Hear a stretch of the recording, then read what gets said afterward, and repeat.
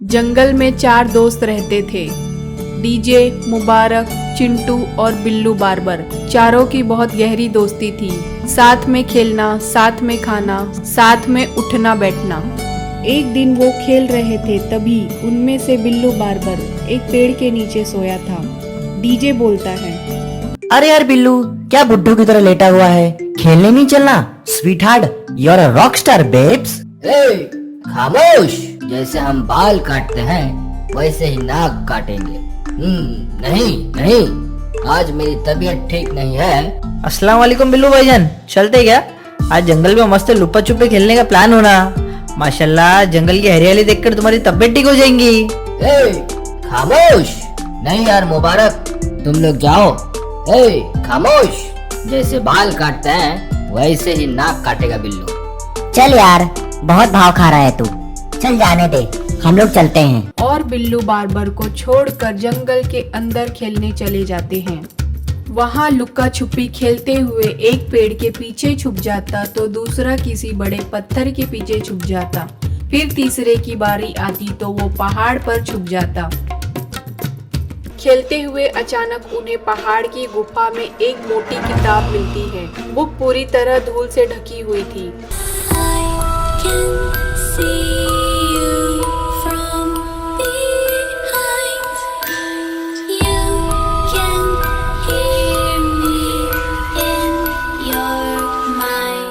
मुबारक उसे उठाते हुए कहता है, या अल्लाह, डीजे भाईजान, ये इतनी मोटी किताब लेकर इस जंगल की पहाड़ी पर कौन पढ़ने आया होगा? ये बेबी, इस पर कितनी धूल जमी है। मुझे तो ये बाबा आदम की जमाने की लगती है। दिखाओ स्वीट हार्ट। धूल के नीचे इतना सुंदर कवर, तो पूरी बुक कितनी सुंदर होगी बेबी। यार, इस पर कुछ लिखा है बेब्स।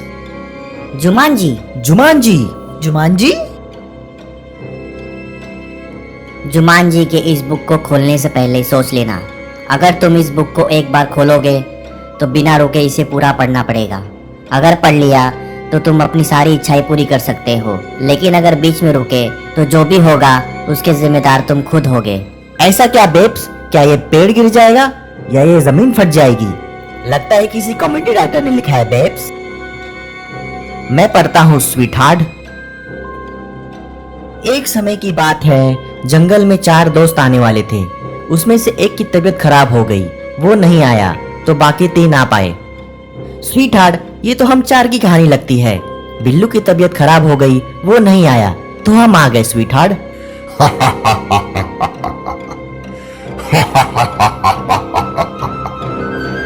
मैंने कहा था ना, अगर तुम इस बुक को एक बार खोलोगे तो बिना रुके इसे पूरा पढ़ना पड़ेगा। अगर पढ़ लिया तो तुम अपनी सारी इच्छाएं पूरी कर सकते हो, लेकिन अगर बीच में रुके तो जो होगा उसके जिम्मेदार तुम खुद होंगे। जुमान जी, जुमान जी, जुमान जी।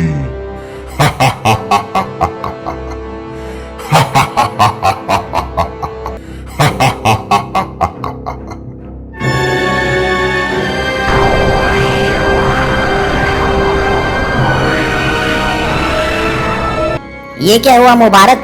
डीजे कहाँ गया? या अल्लाह, वो तो इस किताब के अंदर चला गया।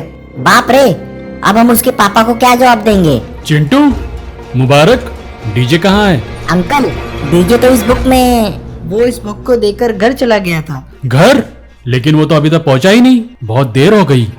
या अल्लाह, पता नहीं अंकल, शायद कहीं और चला गया वो हो तो। कहाँ चला गया होगा वो? अब मैं उसे कहाँ ढूंढूंगा? ये क्या मुबारक, तूने झूठ क्यों बोला? डीजे तो इस बुक में। मैं अगर बता देता तो शायद अंकल यकीन नहीं करते, वो समझते अपन झूठ बोल रहे ले।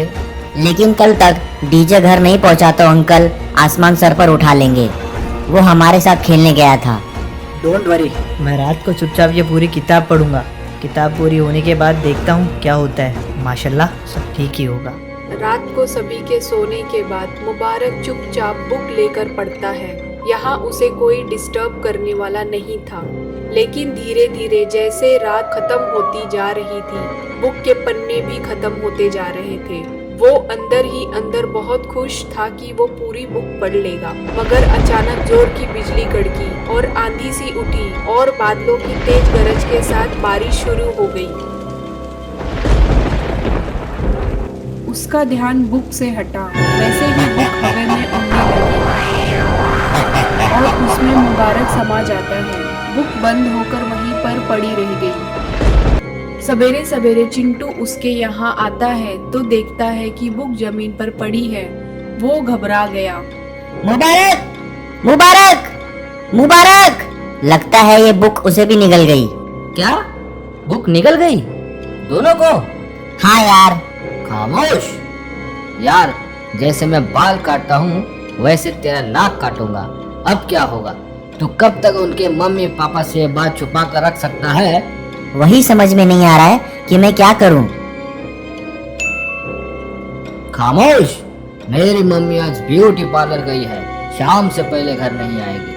चल इस बुक को कहीं सुनसान जगह पर पढ़ते हैं जहाँ कोई डिस्टर्ब ना करे, जहाँ किसी का बाल भी ना पहुंचे। चिंटू, चिंटू, कहाँ है तू? चल बेटा, मम्मी तुझे बुला रही है। चिंटू, लो, पापा आ गए।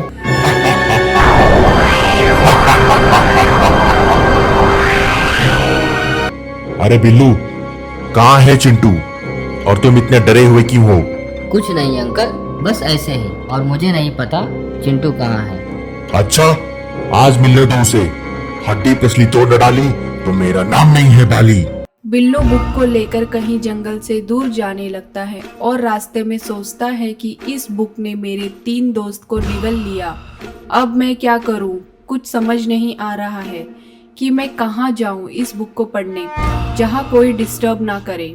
सोचते सोचते अचानक उसे एक नारियल का पेड़ दिखता है जो बहुत ऊंचा था। वो उसे देखते हुए कहता है, एक यही पेड़ है जिसकी चोटी पर बैठकर मैं इस बुक को पढ़ सकता हूँ। खामोश! वहाँ कोई मुझे डिस्टर्ब नहीं करेगा। नीचे से कोई कितना भी पुकारे मैं मुड़कर देखूंगा ही नहीं।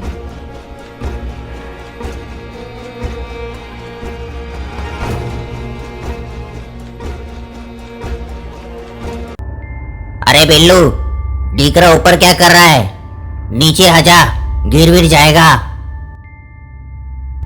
अरे सुना कि नहीं? ये आजकल के बच्चे भी ना बदतमीज हो गए। जय श्री कृष्णा। अरे बिल्लू अन्ना, तुम ऊपर क्या करते हो जी? नीचे आओ जी। तुम आता है कि नहीं अन्ना? अच्छा ठीक है, ऊपर से एक नारियल फेंको जी। आज सांबर की चटनी बनाना है जी। शुक्रिया अन्ना। अरे यही पेड़ काटना है ना? यस बॉस, यही वो पेड़ है जिसके नारियल गिरने से हमारा एक आदमी घायल हो गया था। ठीक है, काट दो इसे कटर से। वो दोनों आदमी पेड़ को काट देते हैं और बिल्लू चिल्लाता हुआ नीचे गिर जाता है।